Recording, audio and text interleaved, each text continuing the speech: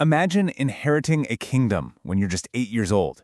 And not just any kingdom. This one has completely lost its way. A nation that's forgotten its own history, its own laws.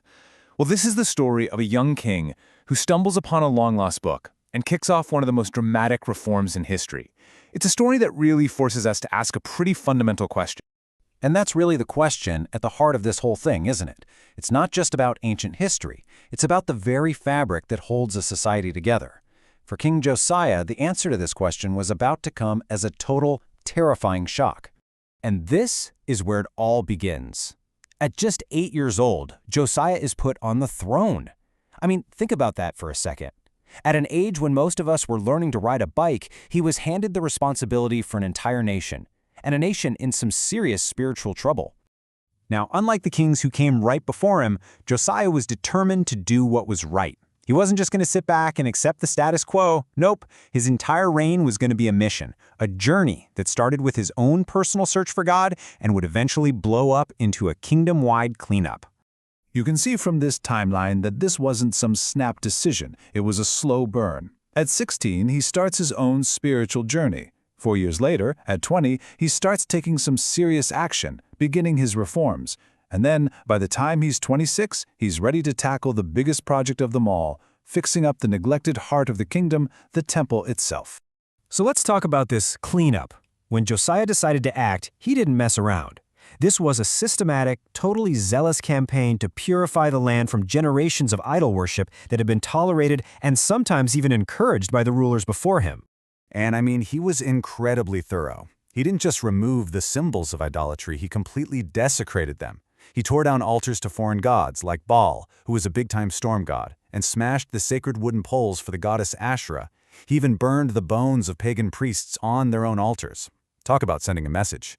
This was a clear and violent statement. The old ways were over. So, fast forward to the 18th year of his reign. The initial purge is done, and now Josiah turns his focus to rebuilding. He gets this huge project going to repair the temple.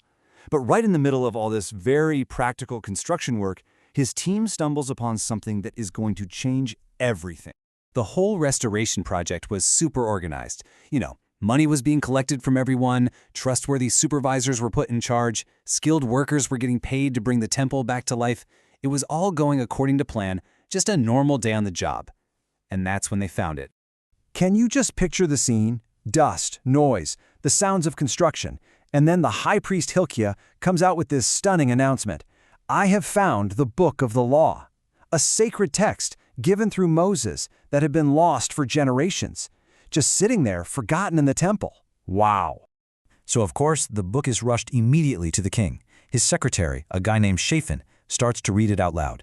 But the words they're hearing, they are not words of comfort. They are words of warning, of curses for disobedience, of a divine anger that had apparently been simmering for centuries. And Josiah's reaction is just visceral and immediate. He tears his robes. Now, in that culture, this was the ultimate expression of grief, of horror, of repentance.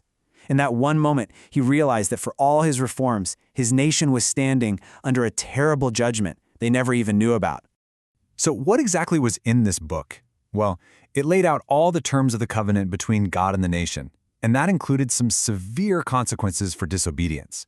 As Josiah listened to these words, it hit him like a ton of bricks. His ancestors had broken every single rule. The nation was guilty, and the penalty was disaster. But Josiah doesn't just fall into despair. He acts. He sends his top officials to a prophetess named Huldah. He asks to know, is this our fate? Is there any hope? He needs to hear directly from God what these rediscovered words mean for them, right here, right now. And Huldah's prophecy is devastatingly clear, and it comes in two parts. For the nation, the verdict is already in. Disaster is coming because of their long history of disobedience. The anger, she says, will not be quenched. But for Josiah personally, there is a word of mercy. Because his heart was responsive, because he humbled himself and wept when he heard the law, he would be spared from seeing the destruction. He would be buried in peace. Now, armed with this terrifying prophecy, Josiah could have just prepared for his own peaceful end. But he doesn't do that. Instead, he uses the time he has left to lead one of the most incredible moments of national renewal, turning the people's focus right back to the very book that had just condemned them. Josiah gets everyone together, not just the powerful people, but all the people, from the least to the greatest.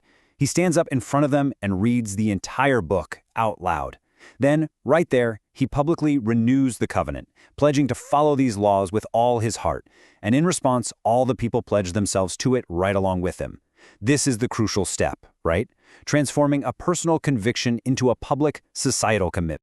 And that public commitment, it gave Josiah the mandate he needed to complete his work. He launches a final wave of reforms, going through all the territory of Israel and getting rid of every last idol. Finding the book didn't just scare him, it empowered him to finish the job he started as a teenager.